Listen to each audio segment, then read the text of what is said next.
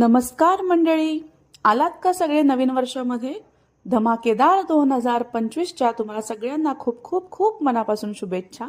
चला नवीन वर्षाच्या पहिल्या दिवशी बाप्पाचं दर्शन करूयात.